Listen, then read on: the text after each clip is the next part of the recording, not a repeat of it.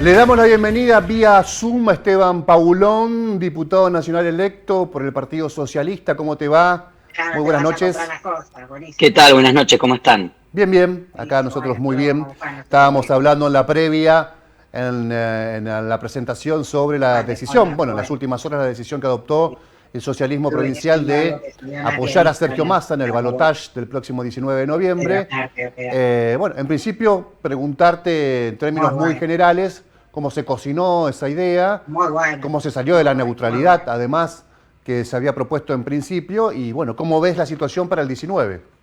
Obviamente, ¿no? Bueno, quiero aclarar que la resolución es una resolución del Comité Ejecutivo Nacional del partido, no es provincial. Han concurrido a esa reunión, que es el órgano que nuestra Carta Orgánica prevé para tomar decisiones en términos de política electoral y estrategia electoral, representantes de las 4 corrientes de opinión que conforman hoy el Partido Socialista. Son líneas internas que tenemos distintas miradas en relación a algunas cuestiones provinciales y también nacionales, y hubo unanimidad en convenir una declaración en la cual nos expresáramos claramente sobre cuál es la posición del Partido Socialista frente a las elecciones del 19 de noviembre. Quiero decir aquí que un tema que tenemos que tener claro en primera instancia es que el 19 de noviembre Javier Milei o Sergio Massa van a ser electos presidente de la Nación. Yo sé que mucha gente va a ir a votar desencantada porque sus opciones no han quedado para esta instancia. Algunas votarán en blanco, otras querrán anular el voto, seguramente aparecerá alguna feta de jamón o alguna feta de salame en algún sobre, y el 19 de noviembre ni la feta de salame ni la feta de jamón van a gobernar la Argentina. Sergio Massa o Javier Milei van a ser electos, por lo tanto, nosotros entendimos desde el Partido Socialista a nivel nacional y desde todas nuestras corrientes de opinión que era importante tomar una posición por una de las dos candidaturas. Y entendíamos también que hay una de esas dos candidaturas, que es la de Javier Milei, que expresa muchísimos valores con los cuales el socialismo no tiene nada que ver. Es una candidatura que ha expresado a lo largo de la campaña que todo puede ser mercantilizado, incluso los órganos. Ha sido ratificado recientemente por Diana Mondino esta idea del mercado de órganos, ¿no? Pero también es un espacio que ha dicho que la salud y la educación pública deben ser reemplazadas por vouchers, que la universidad pública y la ciencia y técnica no deben ser financiadas, que la memoria, la verdad y la justicia, que son la columna vertebral del consenso democrático que hemos construido en Argentina desde 1983, no tienen ninguna validez. Un candidato que eligió cuestionar a los 30.000 detenidos desaparecidos para iniciar su participación en el debate en torno al eje de derechos humanos, y cuya candidata a vicepresidenta planteó que hay que cerrar los parques nacionales y hay que derogar la ley de matrimonio igualitario. Con todas esas ideas, nosotros no tenemos nada que ver, porque son ideas que ponen en cuestión el propio fundamento de nuestra joven y vigorosa democracia. Del otro lado hay un candidato que viene con muchas dificultades gobernando el país, que ha fracasado en diversos aspectos, sobre todo en lo que tiene que ver con control de inflación, que nosotros desde el socialismo lo hemos señalado. Incluso en el espacio provincial en Santa Fe hemos conformado un espacio junto al radicalismo, al PRO y a otros partidos unidos para cambiar Santa Fe, con el objetivo de desalojar al kirchnerismo y al peronismo del gobierno, y lo hemos logrado de la mano de Maximiliano Puyaro, pero entendemos que incluso en ese marco de pobreza, indigencia, inflación, Sergio Massa garantiza un piso mínimo del consenso democrático. Es un estándar mínimo democrático que nos va a permitir, incluso desde un lugar de oposición, porque el socialismo no se corre de su lugar de oposición, en el marco de la democracia, construir una alternativa, una herramienta política y electoral alternativa que nos permita que Argentina salga de esta crisis que viene tan postergada. Entonces, en síntesis, nuestra posición política del Partido Socialista en el nivel nacional es que rechazamos la propuesta de La Libertad Avanza y de Javier Milei, y que apoyamos la candidatura de Sergio Massa, que no implica que el socialismo se incorpora a Unión por la Patria, ni que está en ninguna negociación de ningún tipo. Es una expresión política que busca, en la dicotomía que se nos presenta el 19 de noviembre entre democracia y autoritarismo, ponernos del lado de la democracia, que es el lado en el que siempre estuvimos los y las socialistas. Ahora, Esteban, vos hace un ratito decías que, que desde hace un tiempo a esta parte el socialismo estuvo en la vereda de enfrente del kirchnerismo. Ahora, el Perotti, por lo menos en esta gestión, hasta la primera mitad, tuvo integrantes del kirchnerismo en la gestión, pero después el kirchnerismo desapareció. y había que contar se contaban con los dedos de la mano dirigentes que reportaban al kirchnerismo con lugar de poder real. Y uno Sí, observa la candidatura de Massa. Ahora Massa no es Máximo, tampoco es Cristina. ¿Por qué tanto se señala el kirchnerismo cuando las dos ofertas, una oferta que ya se va y una oferta que puede venir, que es la de Massa, por lo menos está más mezclado eso que se llama el kirchnerismo en la oferta electoral? totalmente.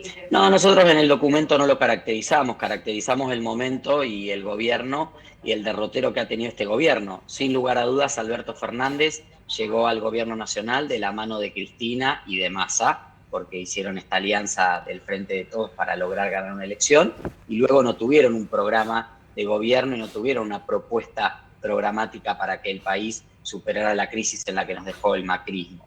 Y en la provincia de Santa Fe, si bien es cierto esto que vos decís, que muchos dirigentes kirchneristas fueron corridos del gobierno de Perotti, no hay que olvidar que también Perotti hizo su campaña de medio término y siguió con vínculos muy aceitados, tanto con Alberto como con Cristina, y ahora con Sergio Massa.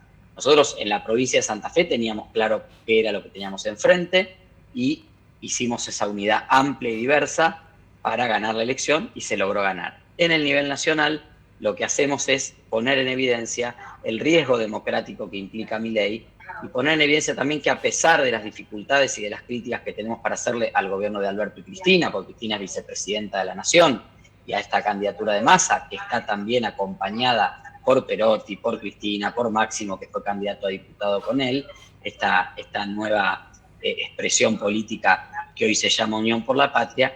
Incluso en las diferencias que tenemos con ese espacio, reconocemos que es un espacio que trabaja y se desarrolla en el marco del consenso democrático, y es algo que tenemos que cuidar, porque, como te decía antes, ese es el marco que nos permite a nosotros los socialistas, que vamos a ir al Congreso. A mí me toca desde el 10 de diciembre incorporarme al bloque con Mónica Fein, hacer una oposición responsable y dialogar con distintos sectores políticos para construir una alternativa, que así es como se construye en democracia. El espacio de Javier Milei tiene rasgos muy violentos y autoritarios, y permanentemente ha señalado que los sectores que no piensan como ellos son excremento humano y que no merecen siquiera existir en el mundo político, no quieren el diálogo. Y la democracia básicamente es diálogo y consenso, más aún con la situación que vive nuestro país, que va a requerir muchísimo diálogo y muchísimo consenso, incluso de espacios que no vamos a integrar el gobierno, pero que seguramente tendremos ideas, aportes y propuestas en el Congreso para el bien del país. A los socialistas nunca nos van a encontrar votando una ley en contra del pueblo, y nunca nos van a encontrar votando una ley en contra de nuestra provincia. Bueno, los inquilinos se enojaron un poquito porque Enrique Esteves votó en contra de la reforma de la ley de alquileres, ¿no?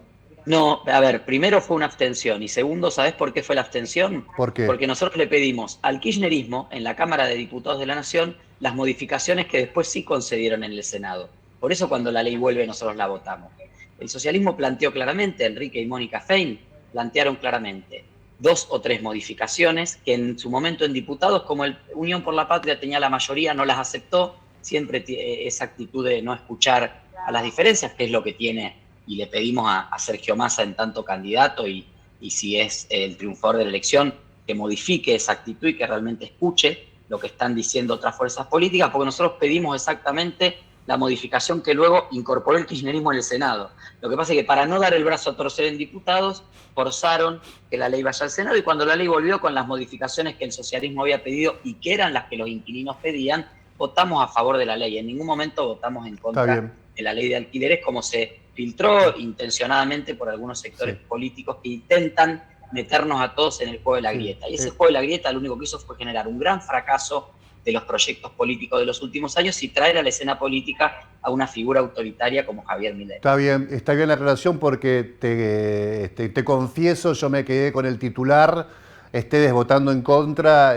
No soy un especialista en periodismo legislativo, pero debería haber estado atento en que este rulo que hizo la ley y la vuelta del Senado y el temperamento que adoptó Esteves en ese sentido. ¿Va a ser la economía, pensás, el tema principal que se va a discutir en el Congreso, por lo menos en el 2024? Bueno, es un tema que es el que realmente atraviesa y angustia a muchísimas personas. Vos sabés que un país con un 140, 150% de inflación es un país donde es muy difícil invertir, producir, pensar en irte a vivir solo y pagar un alquiler. Hablábamos recién de la ley de alquileres. Ni la mejor ley de alquileres puede surfear lo que es una situación en la cual todos los meses no sabes qué vas a pagar y no tenés una previsibilidad.